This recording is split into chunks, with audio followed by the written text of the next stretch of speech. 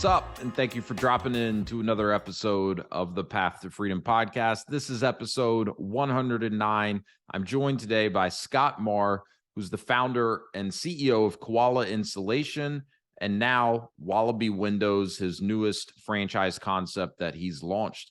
Scott and I have known each other for a while now. Koala Insulation is actually one of the brands that my wife and I own, and we've been franchisees with Koala for coming up on 2 years now. So I've had the privilege of getting to know Scott pretty well over the last couple of years, working with him in Koala Insulation, and have an incredible amount of respect for Scott, his leadership, his vision. And Scott brings a tremendous amount of experience in franchising to the table, having successfully launched, built, and exited another franchise brand prior even to Koala Insulation. So today we're talking about Wallaby Windows, which again is the new franchise concept that Scott and his team have recently launched. So with that, let's go ahead and drop in with my good friend, Scott Marr and Wallaby Windows.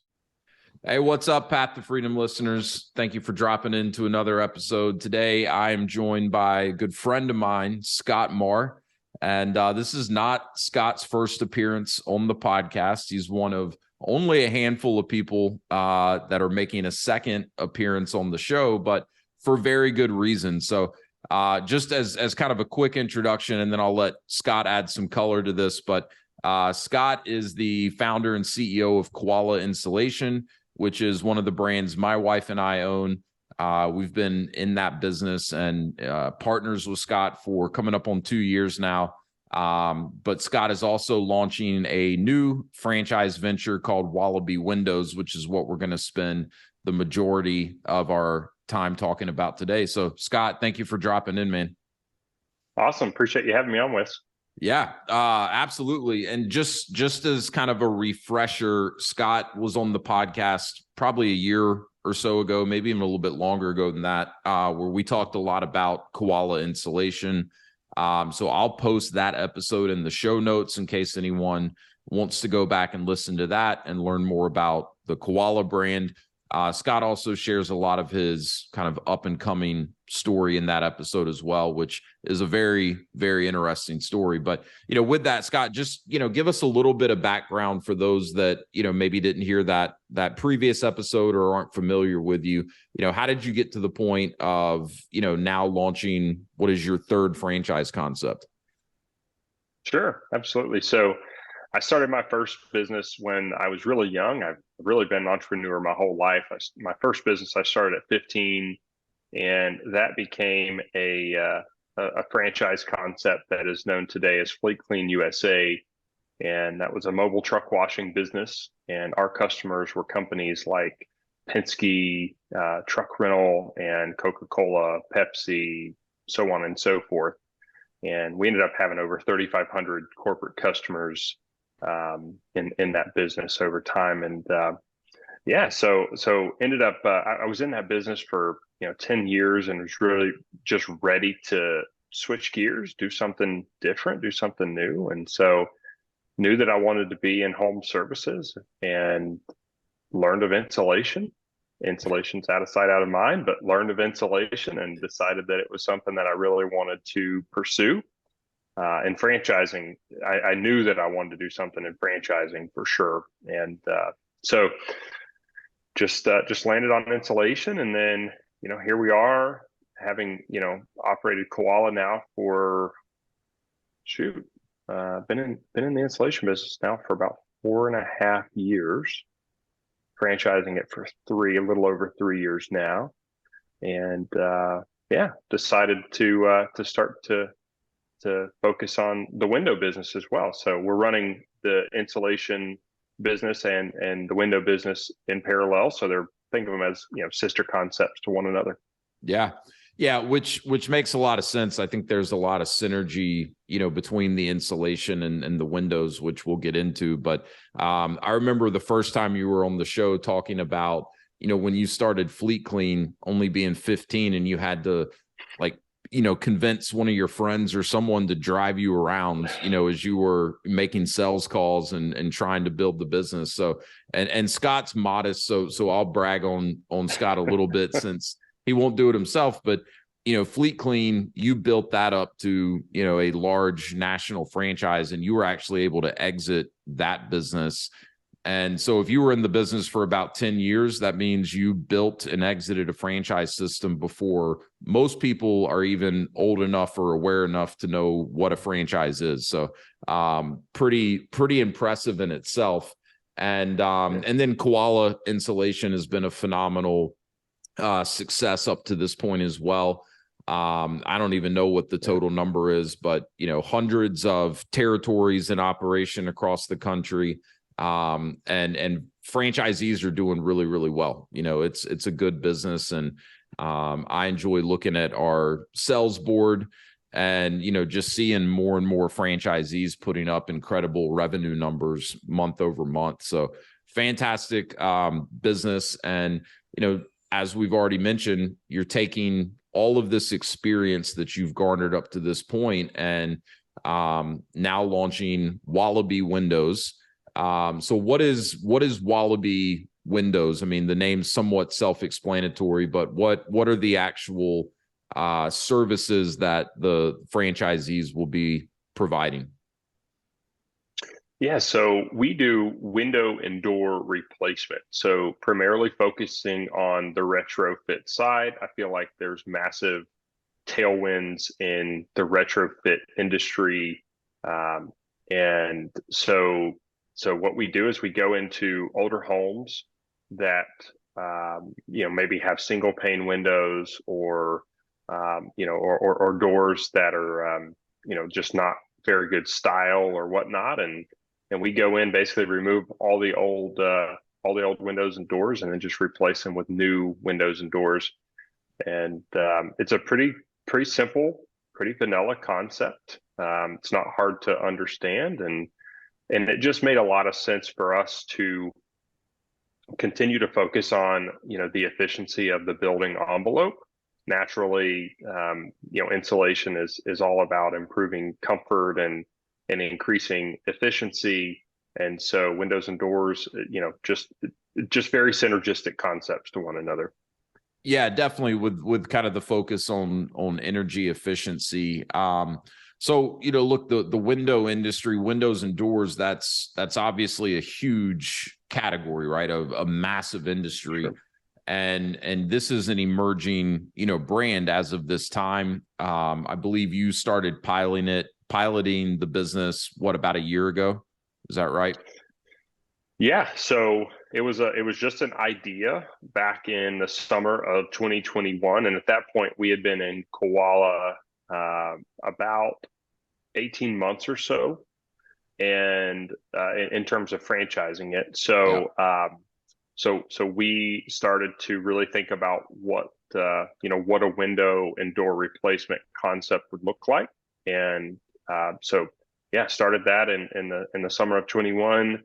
By the end of 21, it was that vision was a reality, and we began marketing in December of 21, and then we began doing our first estimates and window and door replacements in January of 22.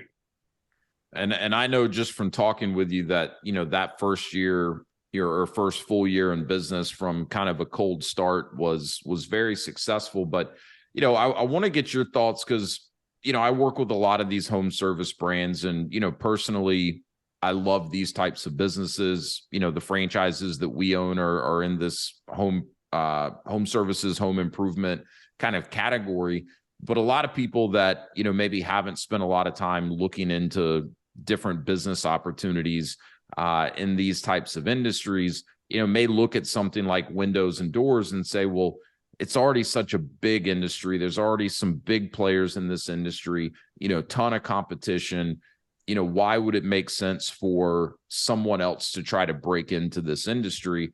And I know you, in fact, you mentioned this, as we were chatting a little bit before we started recording, whether it's insulation, whether it's windows and doors, even though you may personally not have a ton of experience in these industries, you're confident in yourself and the teams that you've built that, you can break into an industry, grab some market share pretty quickly and build a very successful business. So, what is it that you see as you look at the landscape in the windows and doors industry and say, hey, there's opportunity here. There's opportunity for us to build, a great franchise brand, but actually, maybe deliver value in a different way to customers than what they are maybe accustomed to getting.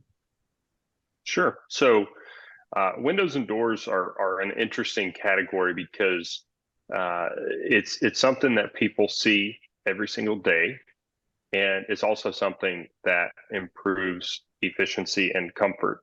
So it's a need and a want, which is really an exciting, item for me. It's an exciting category.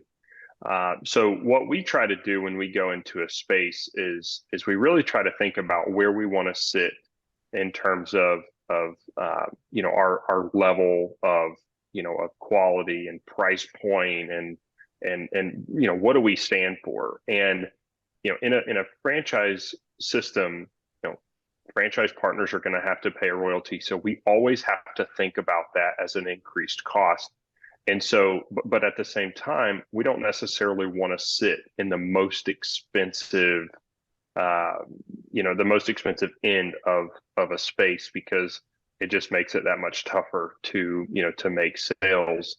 And so we like to sit and really sit right kind of in the middle on the price scale. We're not the cheapest, we're not the most expensive, but how can we do that with a franchisee still having to pay a royalty? And so we really focus on the customer experience, and really how can we add value to someone looking to replace their windows and doors in a way other than price point, because there's always going to be someone that's going to be less expensive out there.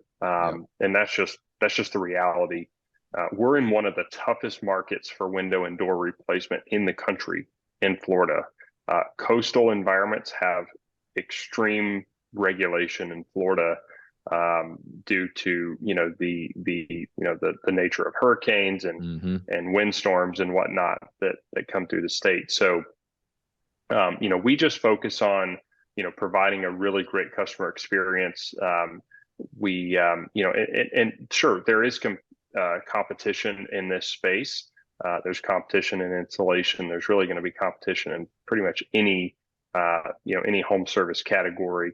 And that's okay. What that means is if there's competition, that also means there's money to be made. That also means that there's a need for the service. So we focus on giving the customer a really great experience.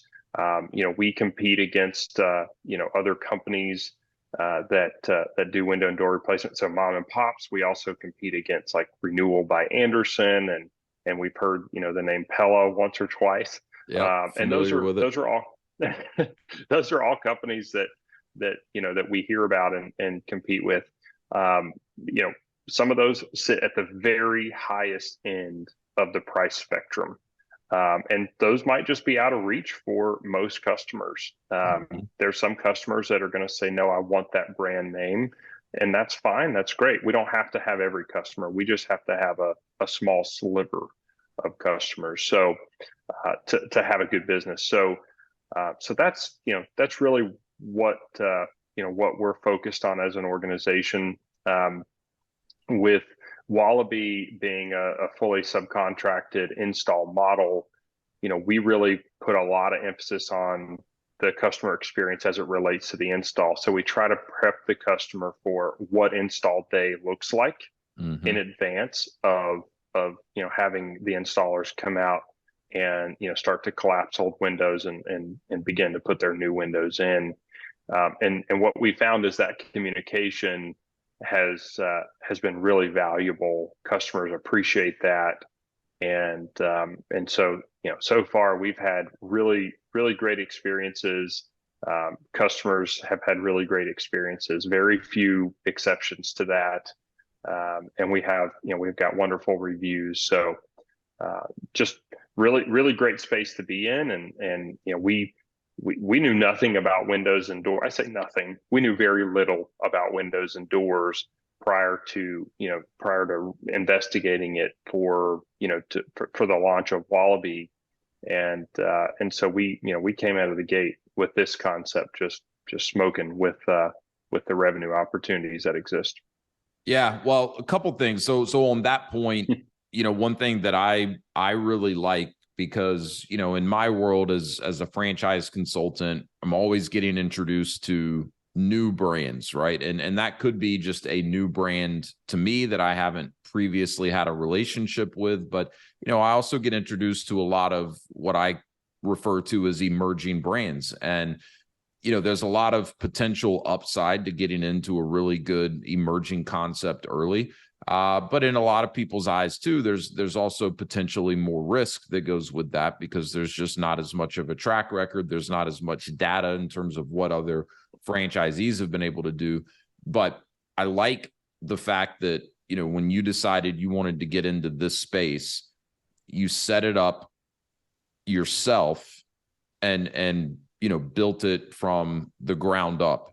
Whereas a lot of emerging brands that I see, if it is an experienced franchisor like yourself that says, hey, I want to get into this industry, think there's a lot of potential, et cetera, they go out and they acquire a business that's already in that space where they feel like the business has got some good systems and processes. Maybe there's a founder of the business that could be looked at as kind of an industry expert, and that's their starting point, which is not a bad thing in a lot of ways. But when it comes to really bringing that first wave of franchisees in, those early adopters, there's information that has to be shared with a prospective franchisee. And a lot of times, that involves financial performance information from the original location that was acquired.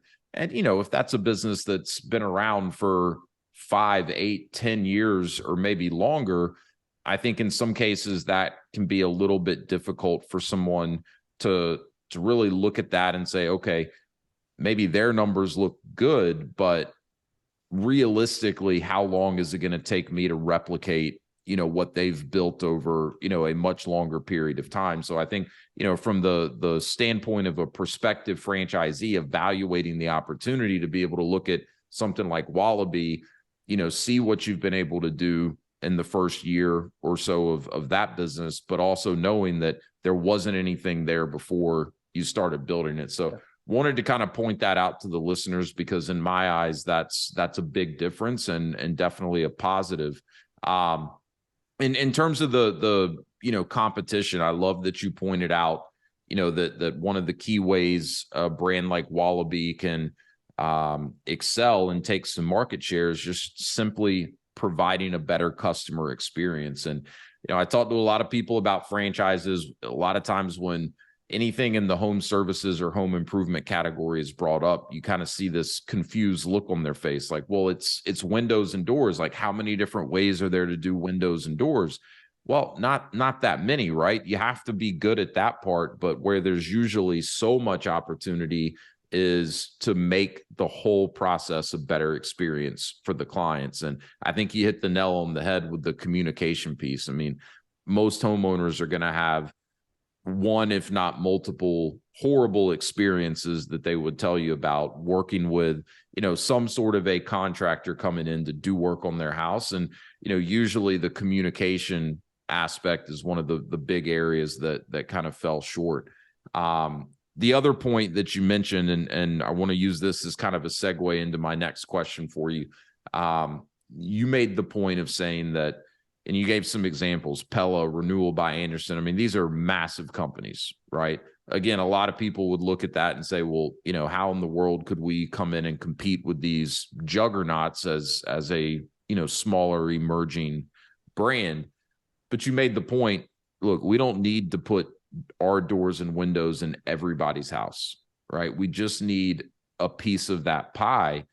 And so I think understanding, where you are in the category. So as you said, you're not the cheapest, you're not the most expensive. So, A, understanding that, B, having a really good understanding of who your target customer is, who's going to be most likely to see the value that you provide, be willing to pay more for that value compared to the lower cost options. And then, who's maybe not as likely, because they are going to want to go for that name brand, that top tier. So talk to us a little bit about, how you're able to help, your franchisees with that piece of it, because that can be such a huge advantage to coming in to a franchise versus, starting something on your own, is just that knowledge of the target customer and how to efficiently get in front of them.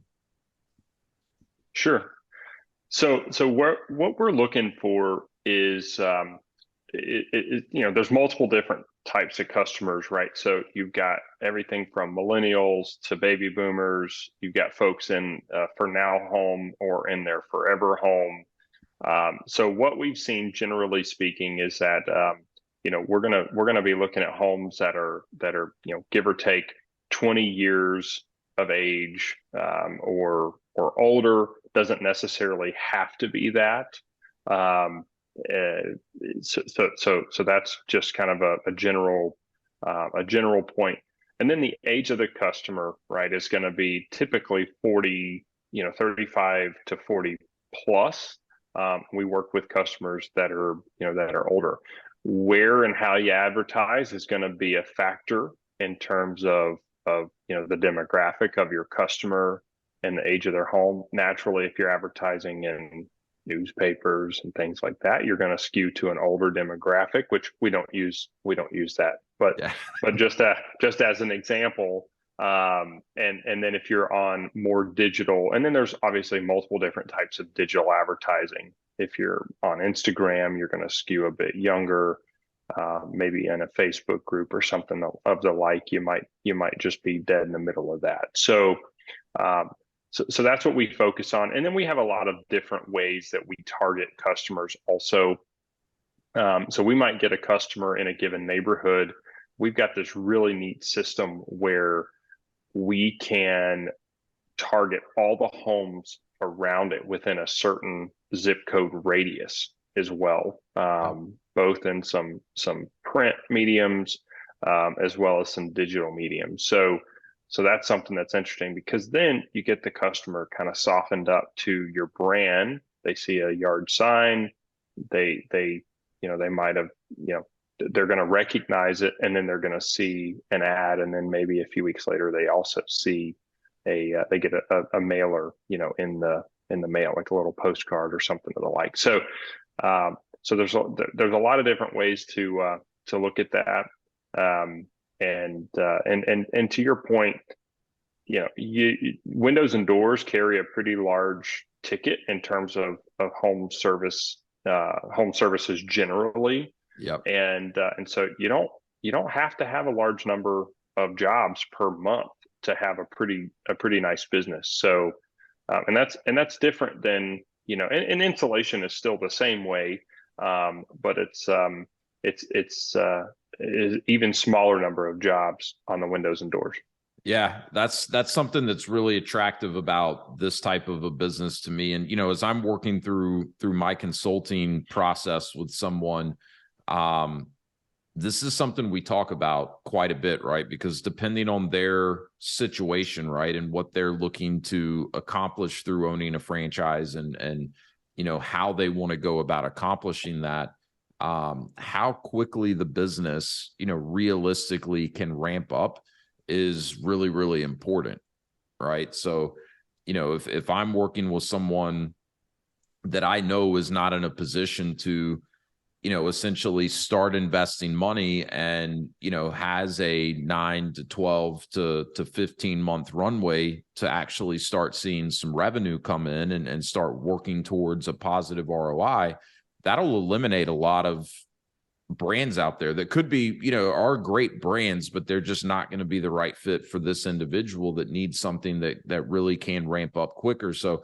with something like Wallaby, you've got, relatively low overhead, which I want to talk a little bit more about here in a minute.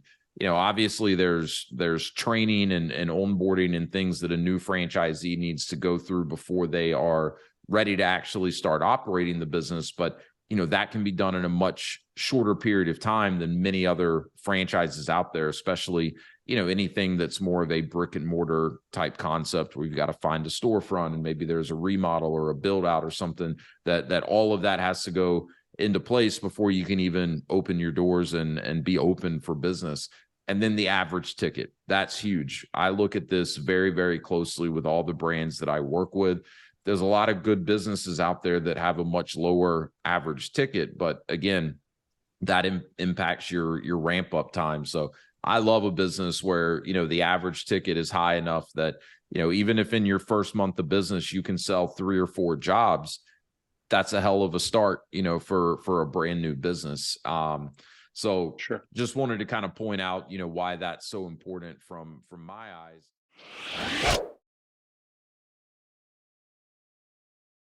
If you're listening to this podcast, then there's a good chance that you're looking to create more freedom in your own life. There's also a good chance that you realize that owning your own business can be a great way to take more control of your livelihood and create more of that freedom that we're all looking for.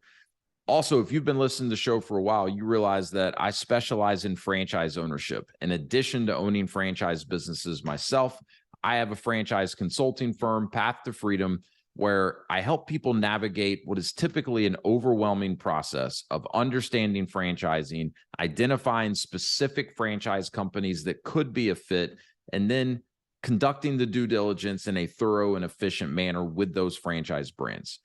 My whole purpose here is to leverage my experience working for franchisors, owning franchises myself, and how we've been able to use that to create more freedom in our lives and help you determine if that could be a path that makes sense for you as well. So if any of this sounds interesting, if you've considered business ownership in the past, whether you've explored franchising specifically or not, I'd love to connect with you. I'd love to learn more about you and what it is that you're working towards in your life and determine if I may be in a position to help. A great starting point is the link below in the show notes, which will take you to a short form to fill out, and you'll receive a free copy of an ebook that I've put together, The 7 Steps to Freedom Through Franchise Ownership. That'll also get us connected, and I'd love to set up an introductory call where I can explain a little bit more about the process that I use to help people determine if franchise ownership could be a great way to start charting their own path to freedom. So click the link below in the show notes, receive the ebook, and let's get connected. I'd love to hear from you.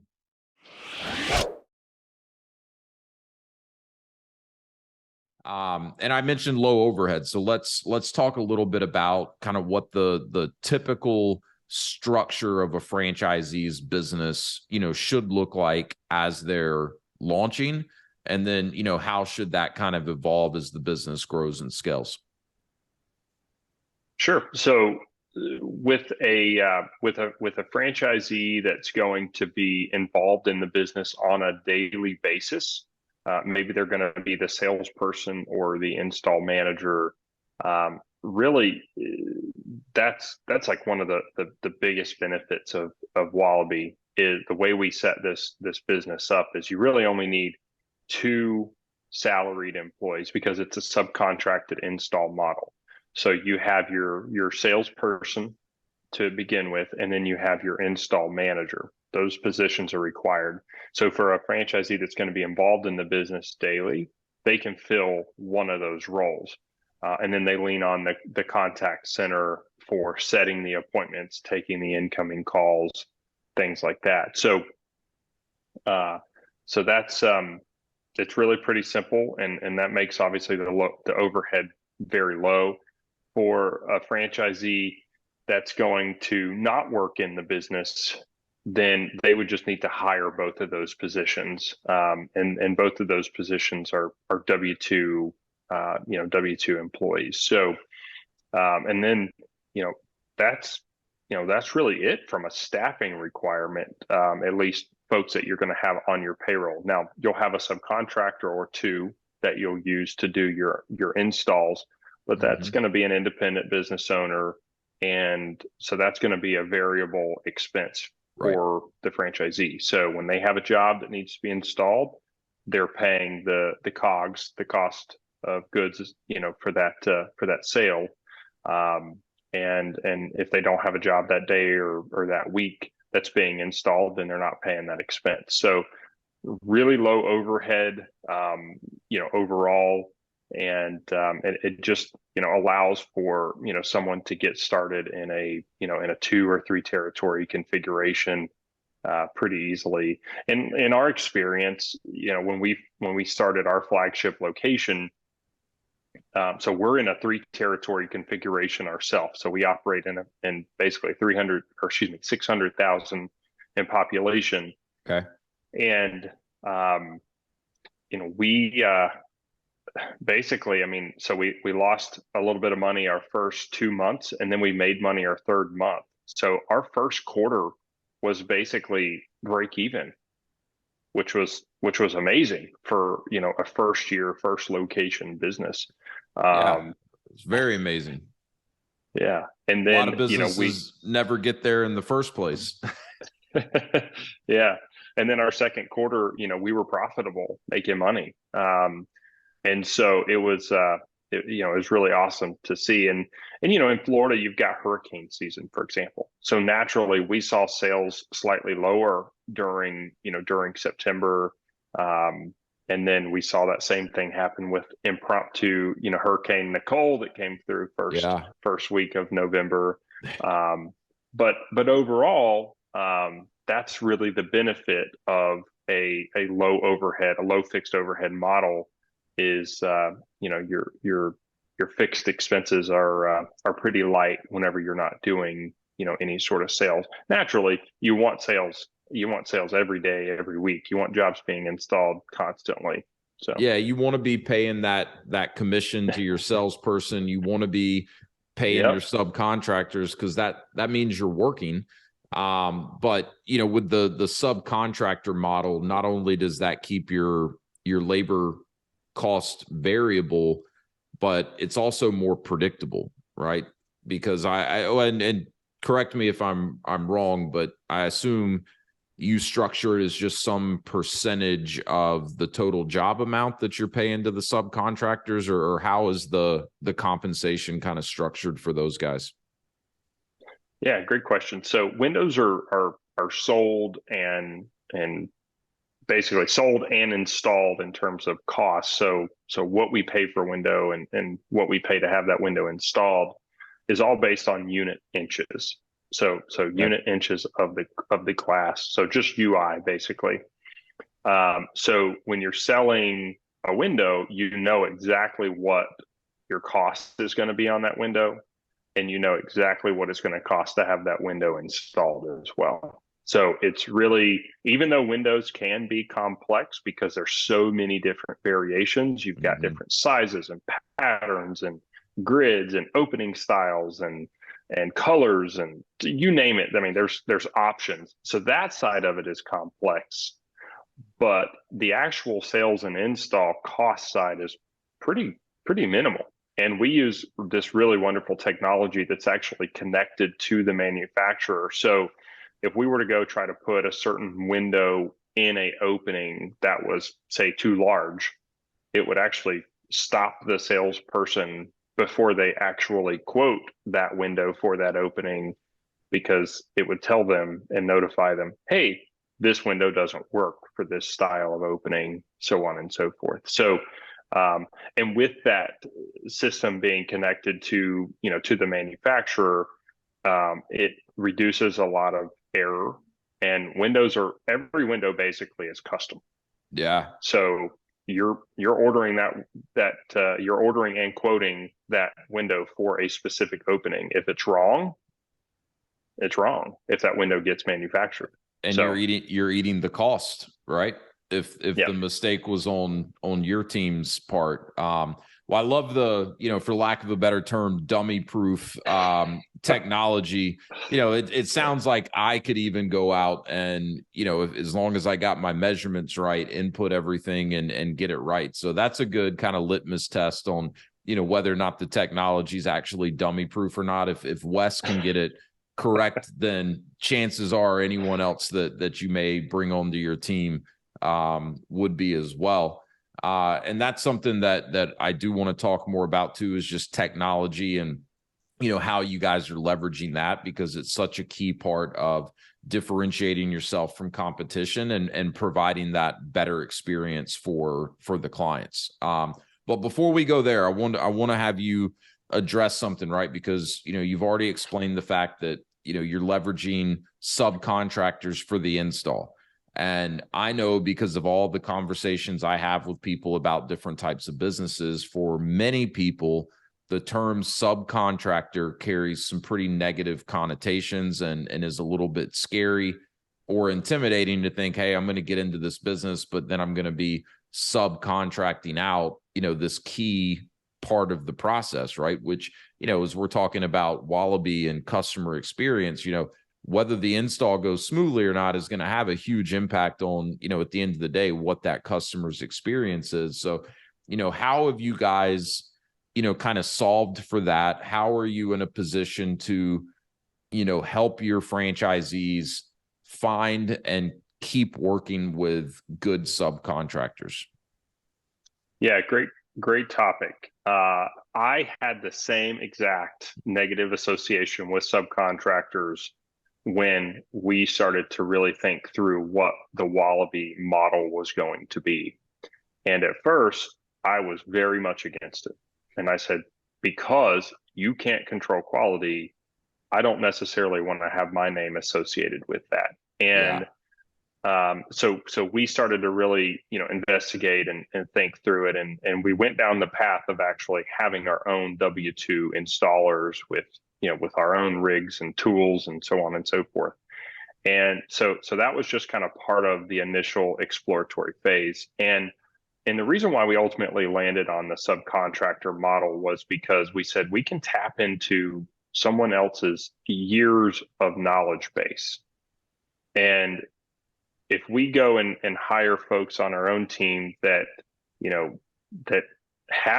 they may tell us they have that experience and they might, we're not necessarily going to know if that's good experience, if they picked up bad habits from someone else or not. And so having it as a subcontractor allows us, really the big benefit that I see is it allows us to have the the flexibility, right? So the low fixed overhead, and it allows us to really tap into someone else's knowledge base. And so it's worked out really well. Now, have we turned over a subcontractor, meaning we started with one and changed? Yes, we have. And we actually have two different subcontractors that we work with now pretty consistently. It's been pretty good.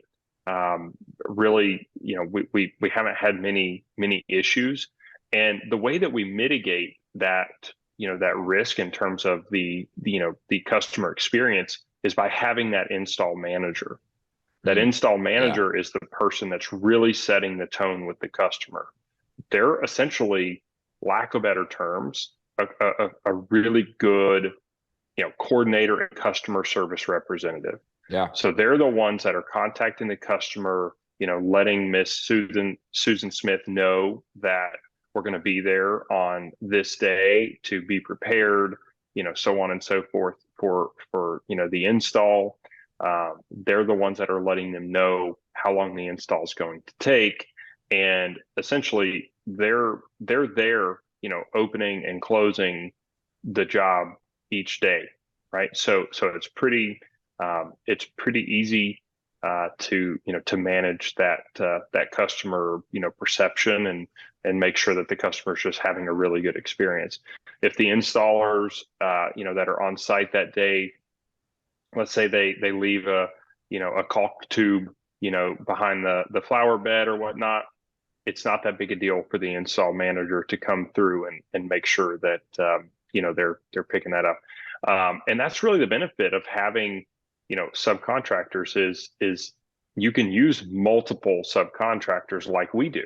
Yep. So we have on a normal day, we might have two different installs that are happening, and we have two different subcontractors doing it. So if we know that that it's there's going to be an issue, or if it's a complicated job or whatever the case may be, more complex than normal, then we can pick and choose which sub we want to use. Whereas if you have one install crew, Yep. well, you're sending your crew and you don't have that flexibility. So like with anything, right, there's pros and cons. And it's all a matter of how how you mitigate the risk. And here's the other thing. So like Renewal by Andersen, for example, as a competitor, they use subcontractors for their installation as well. So even though they sit at the higher end of the price point, they don't really differ too much in terms of the actual on the ground, boots on the ground labor and installation. Yeah, it makes a lot of sense. And, I think a couple of other things from my experience, if you're leveraging subcontractors is, especially with you guys having this project manager or install manager, right? Is there, that makes it much easier to oversee quality, right? Not only are they there to make sure everything's going smooth on the customer's end and that they're getting the experience that you want them to have, but if you are having any quality issues, you're going to catch it, before it becomes a big problem, right? Whereas if you didn't have that person there, maybe someone's able to pop out to jobs every now and then, but you may have a subcontractor not doing the quality work you expect them to, and you don't find that out until they've done 5 or 6 projects for you. So I think it's really, really smart to have that position, but you're also not making as big of a commitment, if you bring in a subcontractor than if you go out and hire W-2 employees, right? If a subcontractor is just not doing what you need them to do, it's as simple as just, you don't give them any more jobs, right? But I think as business owners, there's this tendency, if you make the time and the financial investment to bring someone onto your team, to get them training, to if we're talking, a vehicle and a rig and all the type of stuff that would go with having your own W-2 installers in this type of business, it makes it harder to get rid of someone if you don't feel like they're a good fit, because you've got so much into it, right? Especially if there's time into it, right? Because the thought of having to kind of go backwards and start over and hire someone else and get them up to speed. And so, I think you end up with mediocre people in some cases, whereas it's a lot easier to solve for that if you're dealing with subcontractors. And you mentioned this too, you can just scale much faster, right? I mean, this is one of the big differences in, how you guys have Wallaby structured compared to Koala is, you don't have to make the upfront investment in, big expensive F-250s and, these trailers and rigs that have all this sophisticated equipment, which is fantastic, but it's also capital intensive, right? And it also just makes it easier to continue to scale the business without having to keep, investing a lot of money into it. 100%. And the other thing I wanted to mention is that, and we hear this often with Koala, and look, Koala is a great model.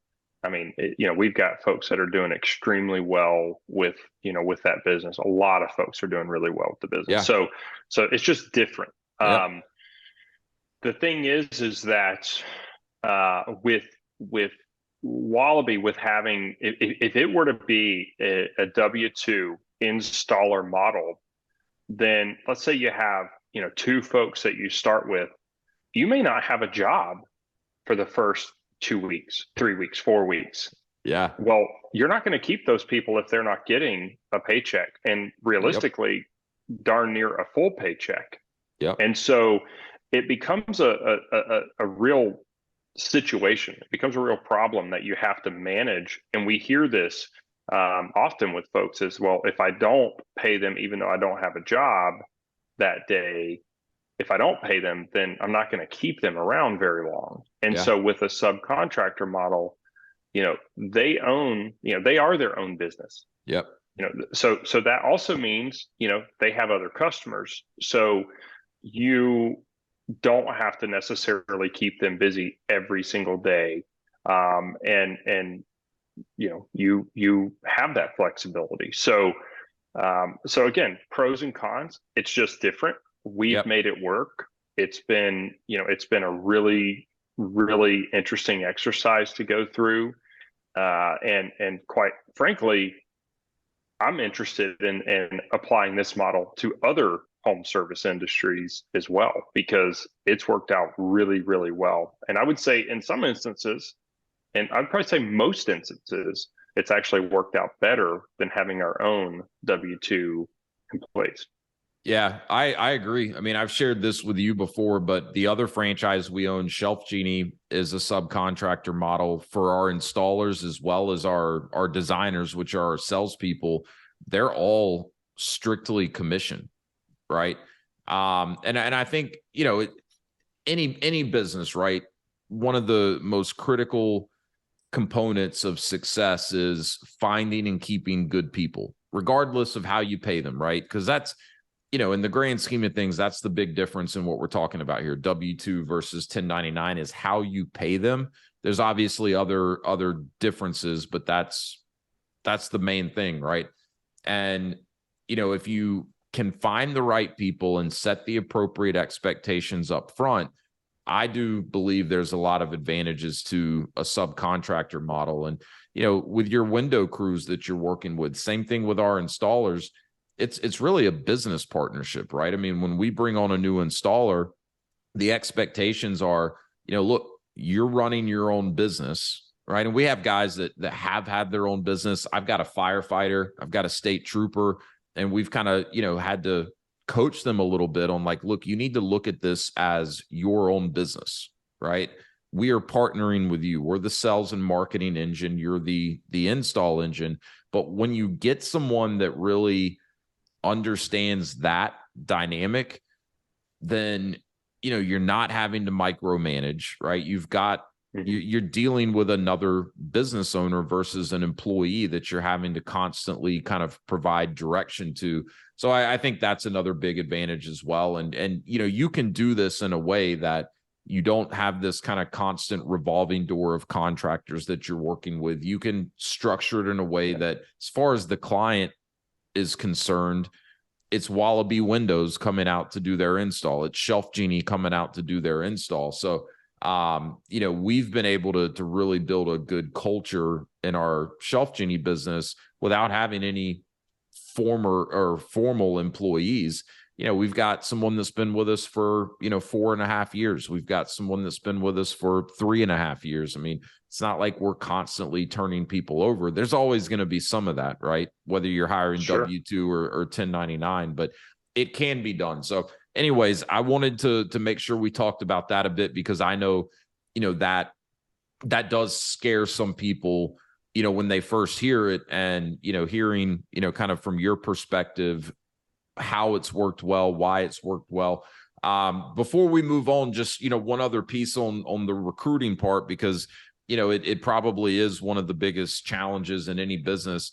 What are you guys at Wallaby HQ doing to help new franchisees, identify subcontractors that could be, a good fit for them? Even with finding the salespeople, it's not the franchisor's responsibility to make hires for any franchisee, but there are ways that you can assist. So what does that kind of look like? Yeah. So we help by doing a number of things. We help with setting up, different job boards and recruiting mechanisms, recruiting mediums, so to speak. We help by putting together job descriptions. So we have standardized job descriptions that are available on the Wallaby Library. And so those are editable, of course, for any specific market. We have wage scales as well. So we have commission structures. So we've got a lot of resources which are available just at the fingertips to all the franchise partners.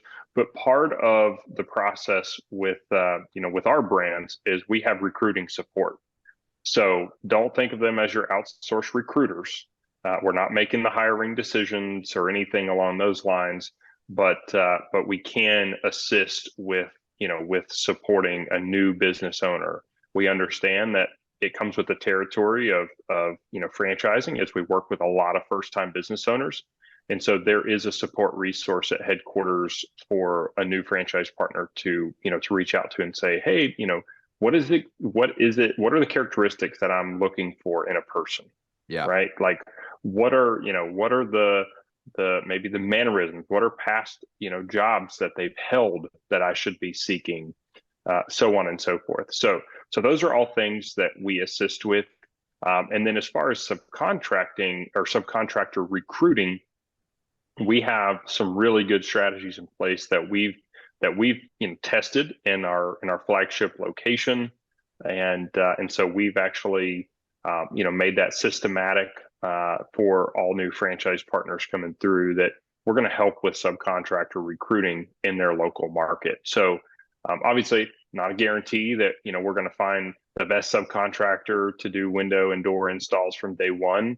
But nonetheless, it's the tactics that we've used in our local market, and it's been really good. And so, and we really only turned over one subcontractor in our market, and it actually wasn't our first one. We still have the first one that we started with. It was actually the second one, and then that we picked up as our secondary. They just weren't a good fit for us. They didn't have the same customer experience mindset that we do, and so and then we picked up a third one, and they've been amazing. And so now we have two that we work with very regularly. We get jobs done faster, which means we can take on more jobs. Our volumes have gone up. So it's really awesome. Yeah, all that support is huge, right? I mean, sample job descriptions and things like that may not sound like that big of a deal, but it's incredibly helpful, especially when you're just getting started. Just being able to get examples, right? And in a lot of cases, like with Koala, we've taken some of these resources and tweak them a little bit, right, to make it appropriate for our market, or just how we are running things in our business. But the starting point is there. It saves a ton of time. It saves a lot of guesswork, and really, too, just the experience over time of being able to say, hey, here's what you should really be looking for in a person for this position in the company, and here's where we and other franchisees have had success finding these types of people. That's a game changer compared to just trying to figure it all out by yourself. And the other thing that I know has been very helpful for us with Koala is support and resources around when does it make sense to expand the team, right? And maybe not quite as big of a deal in Wallabies, given everything we've talked about with subcontractors. But sometimes it's difficult to know as a business owner, like, hey, my revenue's here. When does it make sense for me to go out and start looking for another salesperson so we can up the ceiling of the revenue potential? So wanted to make sure you had a chance to talk about recruiting support, because that's something I know you guys do really well. So look, in kind of the closing minutes of this, one of the things I really want you to have a chance to speak to is how you're able to leverage the experience and the success that you've had in building these other two brands. And, now in particularly Koala, which you're still, obviously an active owner of. We've already talked a little bit about some of the synergy between Koala and Wallaby. So can you give us some examples of how you're already, leveraging Koala and the experience that you have with that in Wallaby, and also, looking out to the future as Wallaby continues to grow as a system? What are some other opportunities that, you think you can leverage everything you've built up to this point? Yeah, that's a really, really great topic, actually. There's so many things that we're leveraging from Koala. Just the time that it's taken to rather the decreased time that it's taken to be ready to quote franchise Wallaby versus the time that it took for Koala. And even though I had prior franchise experience prior to Koala, it was different experience. I was in Mhm. a B2B service world rather than a B2C service world, and that's a big difference. Yep. And quite honestly, one that I underestimated a bit. So just some quick things though that we're able to leverage. Um, Software is a big component. Our internal franchisor management system is awesome. We've been able to from day one have that at Wallaby, so that's really exciting. We've expanded on that. We're continuing to push new code on that constantly. Uh, just people, right? So the people that we have at Koala that have already been through these things, having worked with early franchise partners at Koala, and just being able to solve problems for those folks before they're even a problem Yeah. is just amazing. And so essentially what you get with with running the like running a sister brand, if you will, is essentially you get a whole team of people, of subject matter experts that have already been there, done that. And it doesn't mean that we're taking anything away from Koala, because Koala is still getting the same, if not better, support, right? Because now you've got folks that have great experience, but that is allowing us to get that same sort of support at Wallaby from from day one. So that's probably the biggest benefit and differentiator that I've seen in terms of being able to leverage. And we're adding people, of course. We're not just using the same exact people. Right, but Um, it's that starting point, right, where you've already got, people on your team that are experienced now, working as a franchisor and supporting franchisees, because it doesn't really matter what the business is. I mean, there's definitely differences, like you said, between B2B, B2C, but best practices when it comes to supporting franchisees are really going to be the same, across the board in most cases. And yeah, I mean, it's huge if you've already got some of the technology and software and personnel.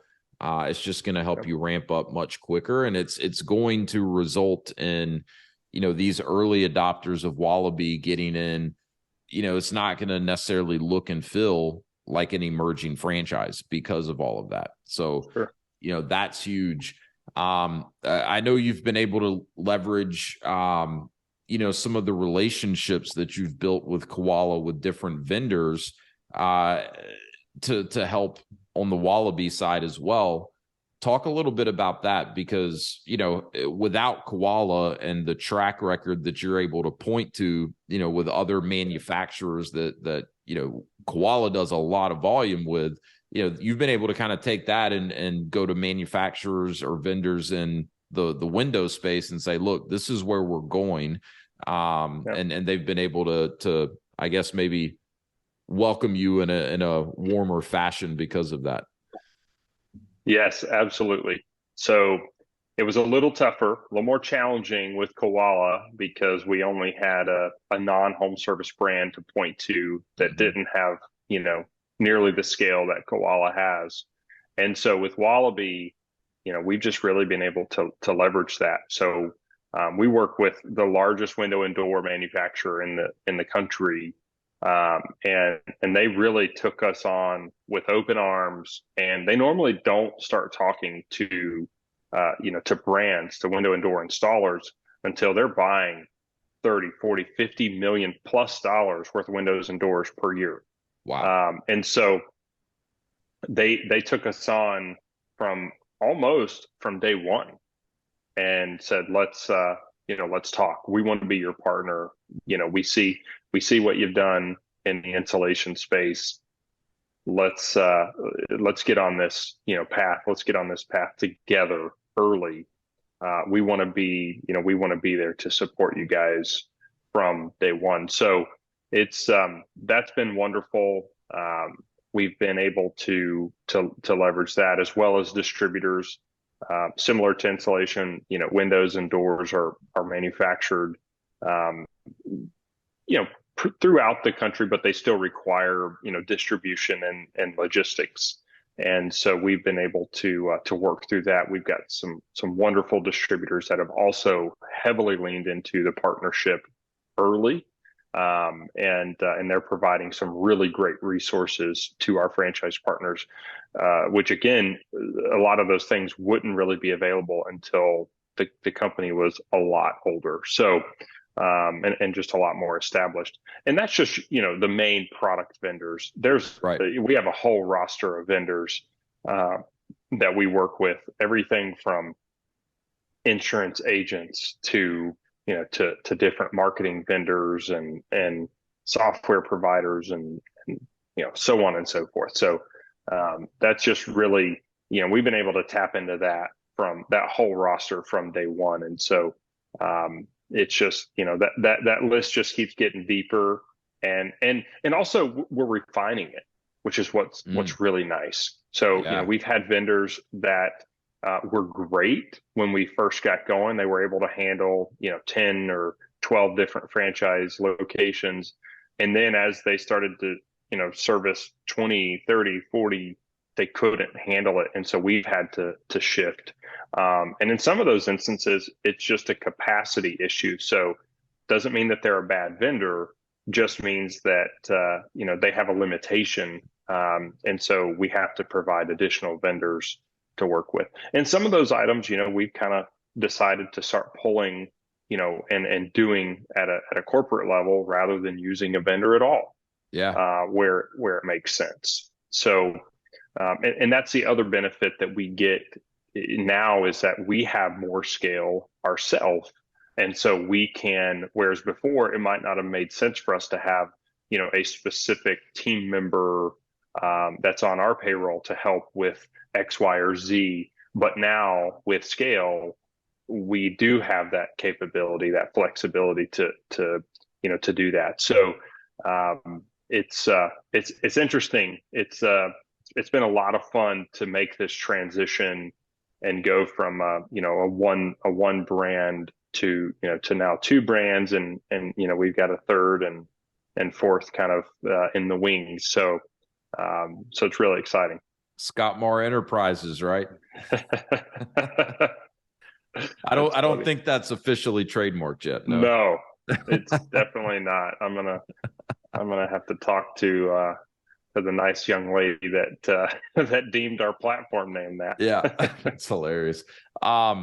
And just real quickly, and then we'll wrap this up. But national accounts too. You've done a phenomenal job creating some huge national accounts. I don't know if you're able or want to share the names of any of those, but listeners will definitely recognize them. But I mean, that's another example of where you're already able to leverage Koala to get some of these national accounts in place for Wallaby at a much earlier point in the game than you typically would be able to. Sure.